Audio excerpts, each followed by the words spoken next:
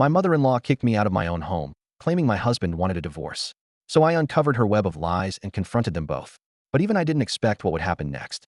I stood frozen on the porch, staring at the suitcase at my feet. The late afternoon sun cast long shadows across our manicured lawn, but the chill I felt had nothing to do with the crisp Minneapolis air. "You have 5 minutes, Eva. Get out of this house and never look back," my mother-in-law Clara barked from the doorway. I whirled around to face her, her steely gaze boring into me. "You can't be serious, Clara. This is my home too." She thrust an envelope at me, her perfectly manicured nails glinting. "Greg left this for you. He wants a divorce." My world tilted on its axis. "What? No, that's impossible. Where is he? I need to talk to him." "He's not here," Clara said, her voice dripping with disdain. "He couldn't bear to face you after everything you've done." "Everything I've done?" I echoed, my mind reeling. "What are you talking about?" Clara's lips curled into a sneer. "Don't play innocent with me. Greg told me everything about your indiscretions." I felt like I'd been slapped. "Indiscretions? Clara, I have no idea what you're talking about. Please, just let me in so we can sort this out." She blocked the doorway, her slim frame somehow filling the entire space. "I've already changed the locks. You're no longer welcome here." Panic clawed at my throat. "Clara, please, this is insane. I need to talk to Greg." "He doesn't want to speak to you," she snapped. "Now take your things and leave before I call the police." My hands shook as I tore open the envelope. Greg's familiar handwriting swam before my eyes. "Eva, I can't do this anymore. I want a divorce. Please don't try to contact me. It's over." "Greg, this can't be real," I whispered, looking up at Clara. "Why wouldn't he tell me himself?" "Because he's finally seen you for who you really are," she said, her voice cold. "Now your time is up. Leave." As if on cue, a police cruiser pulled into the driveway. Officer Johnson, our neighbor from 2 doors down, stepped out. "Everything okay here, Mrs. Trent?" he called out. Clara's demeanor instantly changed, her voice syrupy sweet. "Oh, Officer Johnson, thank goodness you're here. I'm afraid we're having a bit of trouble with my soon-to-be ex-daughter-in-law." I felt the blood drain from my face. "Tom, please," I said, using the officer's first name. "This is all a misunderstanding. I live here. Clara's lying." "I'm sorry, Eva." Officer Johnson cut in, his expression uncomfortable. "But if Mrs. Trent says you need to leave, then you need to leave." I looked from Clara's smug face to Tom's apologetic one, feeling utterly betrayed. "Fine," I said, my voice barely above a whisper. "I'll go. But this isn't over, Clara." I grabbed my suitcase, nearly stumbling down the porch steps. As I reached the sidewalk, I turned back one last time. "Tell Greg I deserve better than a coward who hides behind his mother's skirts." Clara's face twisted with rage, but before she could respond, I strode away, my head held high despite the tears threatening to spill over. I made it halfway down the block before my composure crumbled. Collapsing onto a nearby bench, I pulled out my phone with trembling fingers. It rang 3 times before a familiar voice answered. "Aunt Margaret, it's Eva. I need help." Her warm voice washed over me like a balm. "Eva, sweetheart, what's wrong?" "They kicked me out." I choked out, the reality finally hitting me. "Greg and Clara, they changed the locks, and Greg wants a divorce." "Oh, honey," Aunt Margaret sighed. "Where are you now?" I glanced around, realizing I had no idea where to go. "I'm sitting on a bench a few houses down from what used to be my home." "Listen to me carefully," Aunt Margaret said, her voice firm but kind. "I want you to call a taxi and come straight to my house. Do you understand?" I nodded, then remembered she couldn't see me. "Yes, I understand." "Good girl. I'll have a hot cup of tea waiting for you. We'll figure this out together, I promise." As I hung up and dialed for a taxi, I caught sight of Clara watching me from the living room window. Our eyes met, and in that moment, I made a silent vow. This wasn't over, not by a long shot. Aunt Margaret's house smelled like cinnamon and old books, a comforting blend that reminded me of childhood summers spent hiding from the world. I sank into her worn floral couch, clutching a steaming mug of tea. "I don't know what to do, Aunt Margaret," I said, my voice cracking. "They just threw me out like I meant nothing." She sat beside me, her weathered hand covering mine. "Oh, sweetheart, you mean everything. Don't let them make you forget that." I took a shaky breath. "But why? Why would Greg do this? We were happy. At least, I thought we were." Aunt Margaret's eyes narrowed. "Are you certain it was Greg's decision? That letter sounds more like Clara than your husband." A chill ran through me. "You think Clara's behind this?" "I wouldn't put it past her," Aunt Margaret said, her voice hardening. "That woman has been trying to come between you two since day one." As if on cue, my phone buzzed. Greg's name flashed on the screen. My heart leaped, but Aunt Margaret placed a gentle hand on my arm. "Wait," she said. "Before you answer, remember how he let you be thrown out of your own home. You deserve an explanation face to face." I nodded, letting the call go to voicemail. Seconds later, a text appeared. "Eva, I'm sorry. Can we talk?" My fingers hovered over the keypad, but I couldn't bring myself to respond. What could he possibly say to make this right? "You don't have to decide anything tonight," Aunt Margaret said softly. "Rest. Things might look clearer in the morning." But sleep eluded me. I tossed and turned in the guest room. Memories of my life with Greg playing on an endless loop. The way he'd looked at me on our wedding day, full of love and promise. The quiet evenings we'd spent planning our future. Had it all been a lie? As dawn broke, I made my way to the kitchen, lured by the scent of coffee. Aunt Margaret was already there, reading the newspaper. "You're up early," she said, sliding a mug towards me. I managed a weak smile. "Couldn't sleep." She folded the paper, her expression serious. "Eva, there's something you should see." My stomach dropped as she handed me the society pages. There, in full color, was a photo of Greg at some charity gala, and on his arm, beaming triumphantly, was Clara. "This was taken last night," Aunt Margaret said gently. The mug slipped from my hand, shattering on the floor. Coffee splashed across my bare feet, but I barely felt it. "He went to a party?" I whispered. "While I'm here, my whole life in ruins. He's out celebrating with her?" Aunt Margaret was already cleaning up the mess, her movements efficient. "I'm so sorry, sweetheart. I thought you should know." Rage bubbled up inside me, hot and fierce. "I need to confront him, both of them." "And you will," Aunt Margaret said, her voice steel. "But not like this. Not when you're hurt and angry. We need a plan." I looked at her, really looked at her, for the first time since I'd arrived. There was a fire in her eyes I'd never seen before. "What do you mean we?" I asked. A slow smile spread across her face. "You didn't think I was going to let you face those vultures alone, did you? Clara may have won this battle, but mark my words, Eva, we're going to win the war." For the first time since this nightmare began, I felt a glimmer of hope. "Where do we start?" Aunt Margaret's smile turned predatory. "First, we need to understand exactly what we're up against. It's time to do some digging into Clara's past. I have a feeling she's hiding more than a few skeletons in her designer closet." As we bent our heads together, plotting our next move, my phone buzzed again. Another text from Greg. "Please, Eva, I need to explain. Meet me at our spot in the park, 2 p.m. I showed the message to Aunt Margaret. Her eyes glinted. "Perfect," she said. "Let's see what story he's cooked up. But remember, Eva, trust your instincts, and whatever you do, don't let him see how much he's hurt you." That's exactly what Clara wants. I nodded, a new determination flooding through me. Greg and Clara had no idea what was coming. It was time to fight back. I threw myself into work at the tech startup, desperate for any distraction from the mess Greg and Clara had made. As I pored over lines of code, a gentle tap on my shoulder startled me. "Eva, you okay?" James, my new colleague, looked at me with concern. "You've been staring at that screen for hours." I forced a smile.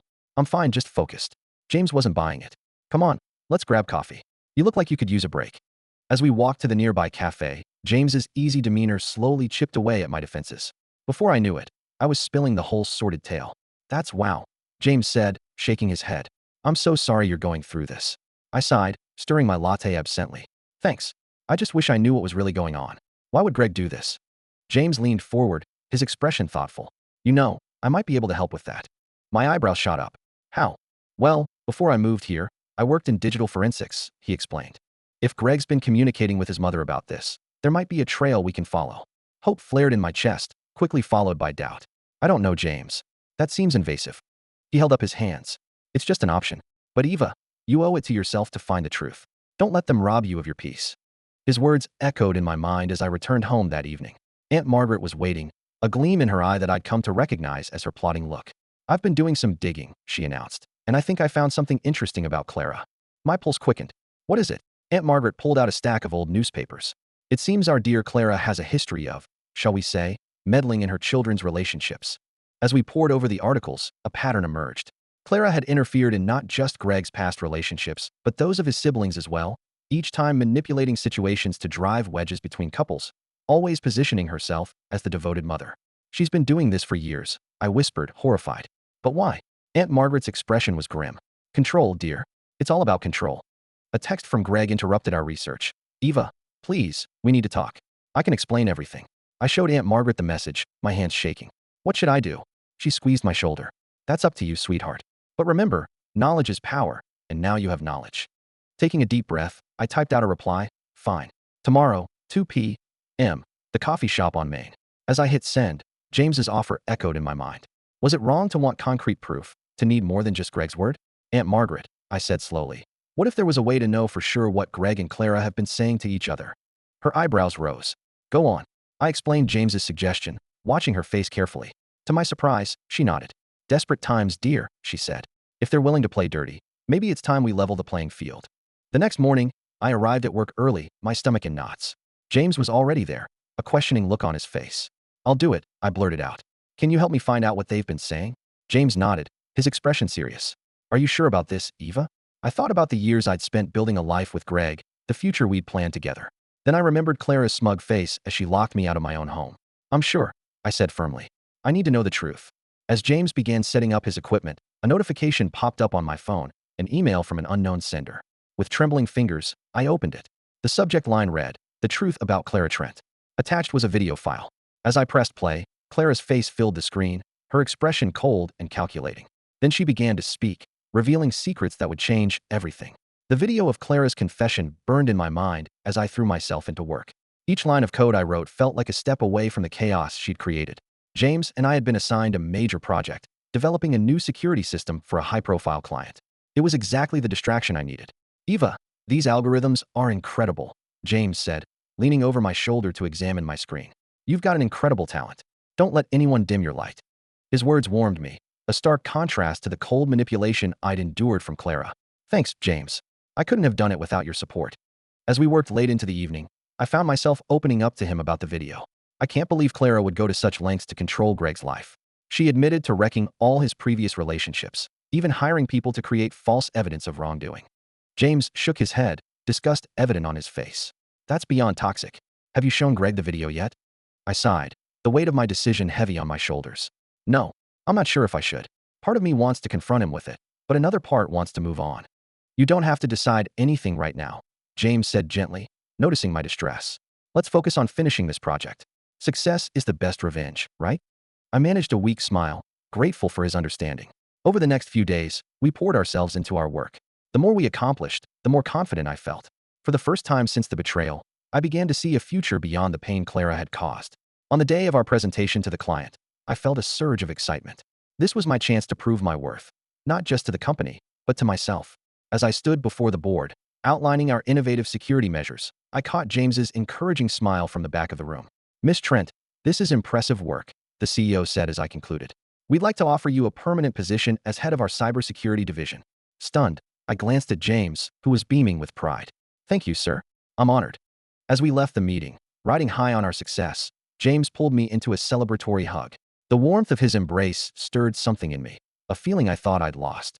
But our moment was shattered by a familiar voice. "Eva." I turned to see Greg standing in the lobby, his face a mix of confusion and hurt as he took in the scene before him. "I've been trying to reach you. I didn't realize you'd moved on so quickly." The accusation in his tone ignited a fire within me. "Moved on, Greg? You kicked me out of our home without so much as a conversation. You let your mother dictate our entire relationship." Greg's eyes widened. "What are you talking about?" "I never." I cut him off, my voice shaking.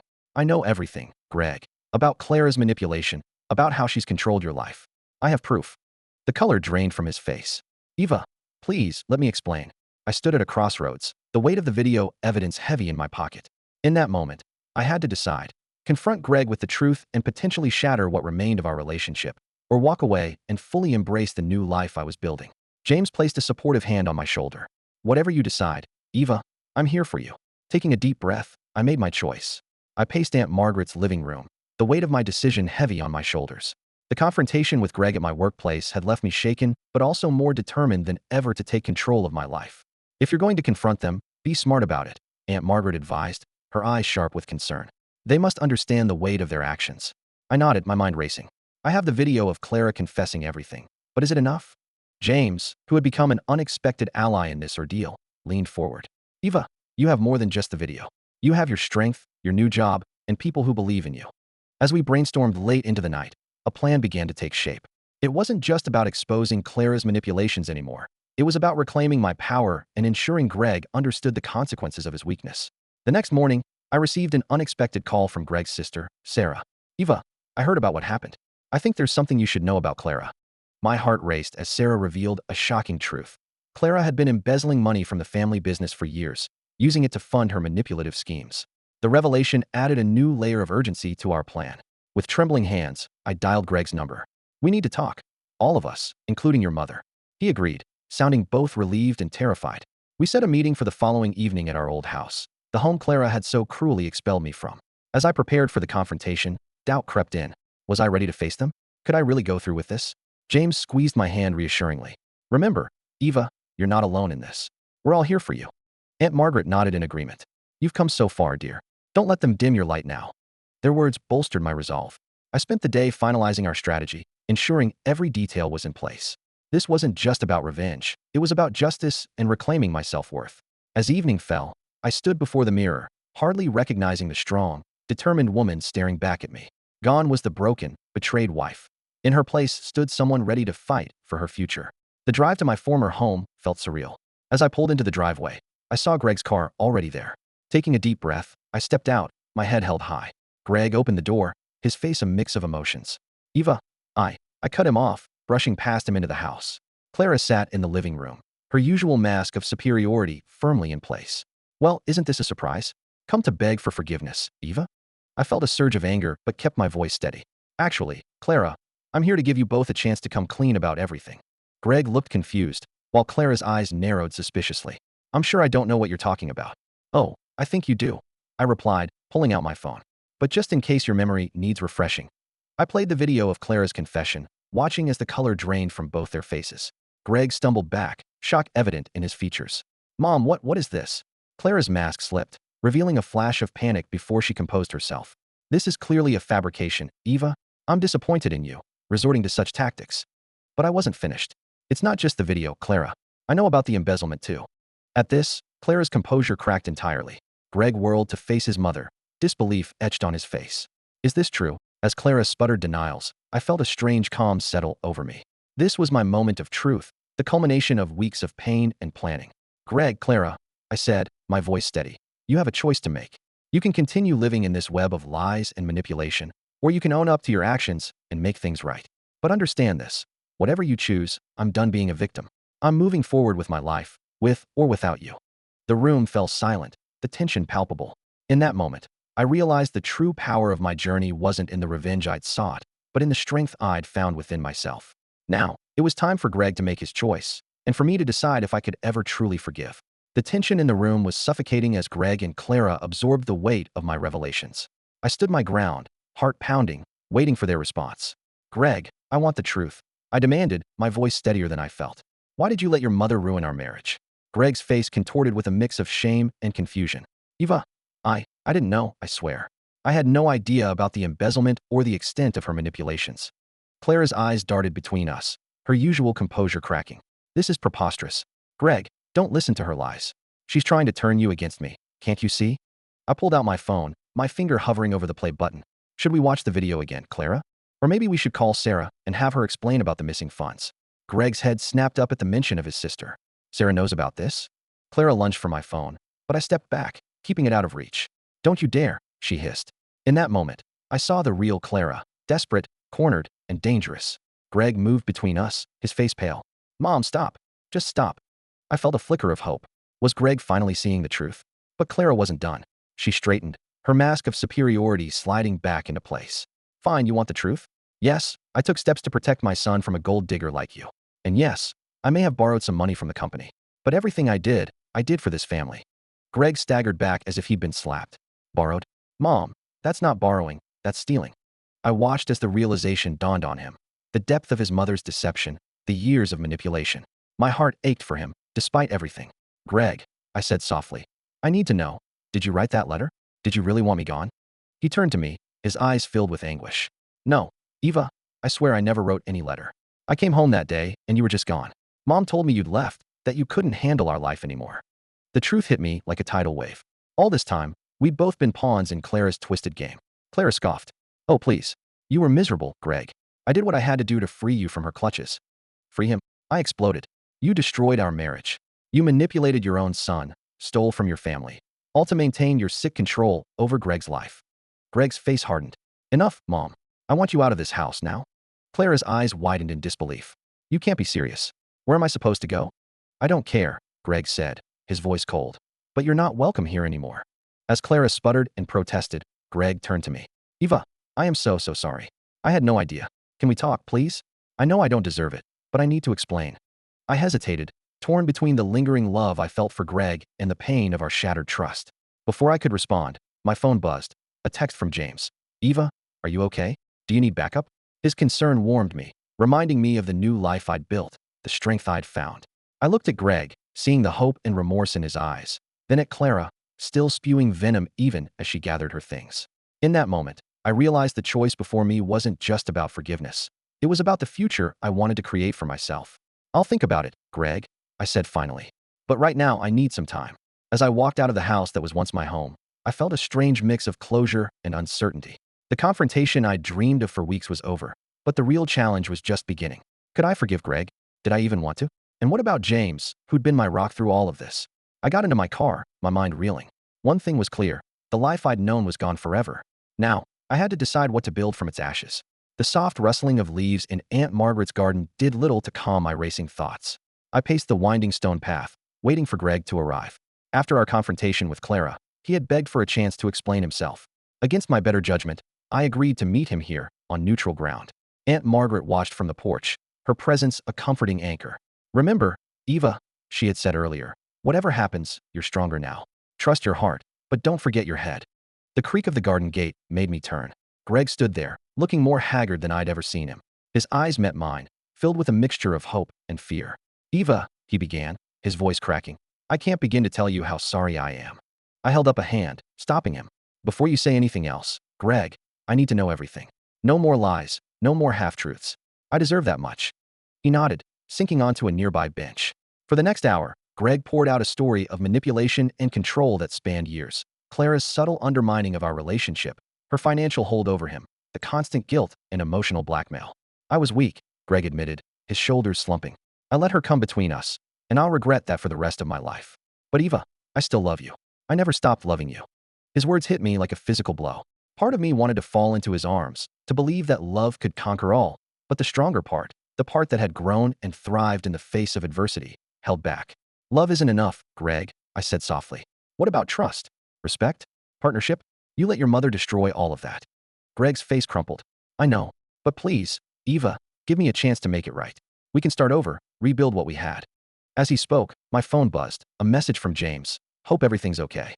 Remember, you deserve happiness, Eva, whatever that looks like for you." In that moment, the full weight of my decision crashed down on me. Greg, my past, the comfort of the familiar, sat before me, offering a second chance. But James, representing my new life, my growth, my independence, was just a call away. "I don't know if I can do this, Greg," I whispered, tears threatening to spill. "How can I ever trust you again?" Greg reached for my hand, his touch both familiar and foreign. "I'll do whatever it takes, Eva. Therapy, cutting ties with my mother, anything. I know I don't deserve it, but I'm asking for one more chance." I closed my eyes, overwhelmed. Images flashed through my mind. Our wedding day, full of hope and promise. The night Clara threw me out, shattering my world. James's encouraging smile as we worked late nights on our project. Aunt Margaret's unwavering support. When I opened my eyes, I saw Greg watching me, his expression a mix of love and desperation. Behind him, I caught sight of Aunt Margaret on the porch, her face etched with concern. "I need time, Greg," I said finally. "This isn't a decision I can make right now. There's too much at stake." He nodded, disappointment and understanding warring on his face. "I understand. Just know that I'll be here, Eva, whatever you decide." As Greg left, I sank onto the bench, emotionally drained. Aunt Margaret joined me, wrapping a comforting arm around my shoulders. "Oh, sweetheart," she sighed. "What a mess." I leaned into her embrace, feeling like a lost child. "What do I do, Aunt Margaret? How do I choose between the life I had and the life I could have?" She stroked my hair gently. "Only you can answer that, Eva. But remember, sometimes the bravest thing you can do is to let go of what was and embrace what could be." As the sun set over the garden, casting long shadows across the flowers Greg and I had once planted together, I realized I was standing at a crossroads. The decision I made now would shape the rest of my life. With a deep breath, I pulled out my phone, my finger hovering over two names, Greg and James. It was time to make a choice. I stood in front of the mirror in my new office, smoothing down my blazer. The nameplate on the desk behind me read, Eva Trent, Chief Information Security Officer. It still felt surreal. "Ready for your first day as CISO?" James asked, leaning against the doorframe with a proud smile. I took a deep breath. As ready as I'll ever be. As we walked to the conference room for my first executive meeting, I couldn't help but marvel at how much had changed in just a few months. The day I chose to call James instead of Greg had been the first step on this new path. The meeting was a whirlwind of introductions, strategy discussions, and future planning. As I presented my vision for the company's cybersecurity, I caught James beaming at me from across the table. His unwavering support had been my rock through it all. After the meeting, I retreated to my office, overwhelmed by a mix of excitement and nostalgia. My phone buzzed with a text from Aunt Margaret. "So proud of you, sweetheart. Dinner tonight to celebrate?" I smiled, typing back a quick absolutely. Just then, another message came through, from Greg. My heart skipped a beat as I opened it. Congratulations on the promotion, Eva. You deserve it. I hope you're happy. A lump formed in my throat. Despite everything, a part of me still cared for Greg. But as I looked around my new office, at the life I'd built for myself, I knew I'd made the right choice. I was about to respond when a commotion outside caught my attention. To my shock, I saw Clara being escorted out by security, her face a mask of fury. "You can't do this to me," she shrieked. "Don't you know who I am?" James appeared at my side. "She tried to gain access to our servers," he explained quietly. "Looks like old habits die hard." I watched as Clara was led away, feeling a strange mix of pity and vindication. Her actions had cost her everything: her son, her reputation, and now her freedom. As the day wound down, I found myself back in my office, gazing out at the Minneapolis skyline. The setting sun painted the sky in hues of orange and pink, reminding me of the sunsets Greg and I used to watch together. A soft knock interrupted my reverie. It was James. "Penny for your thoughts?" he asked, joining me at the window. I turned to him, really looking at this man who had become so important to me. "I was just thinking about how far I've come, how different my life is now." James took my hand, his touch sending a warm flutter through me. "You did it all yourself, Eva. You're incredible." In that moment, looking into his eyes, I felt the last pieces of my old life fall away. The pain, the betrayal, the self-doubt, all of it melted in the face of this new, stronger version of myself. "James," I said softly, "thank you for everything." He smiled, leaning in closer. "You never have to thank me, Eva. I'm just honored to be part of your journey." As our lips met in a tender kiss, I felt a sense of peace wash over me. This was where I belonged. Later that evening, as Aunt Margaret, James, and I clinked glasses over a celebratory dinner, Aunt Margaret raised her glass for a toast. "To Eva," she said, her eyes shining with pride. "Look at how far you've come, dear. You've built yourself up from nothing. Your strength and resilience are an inspiration to us all." I felt tears prick my eyes as I looked at these two people who had stood by me through it all. "To new beginnings," I added, my voice thick with emotion. As we continued our celebration, I realized that the journey I'd been on wasn't just about overcoming betrayal or finding professional success. It was about rediscovering myself, my worth, and my capacity for love and trust. The road ahead was still uncertain, but for the first time in a long time, I was excited about the future. With James by my side, Aunt Margaret's unwavering support, and the strength I'd found within myself, I was ready for whatever came next. As the night wore on, filled with laughter and love, I silently thanked the universe for this second chance at happiness. The Eva who had been thrown out of her home all those months ago was gone. In her place stood a woman who knew her worth, who had faced her demons, and who had emerged stronger than ever. This was my new beginning, and I was going to make the most of every moment.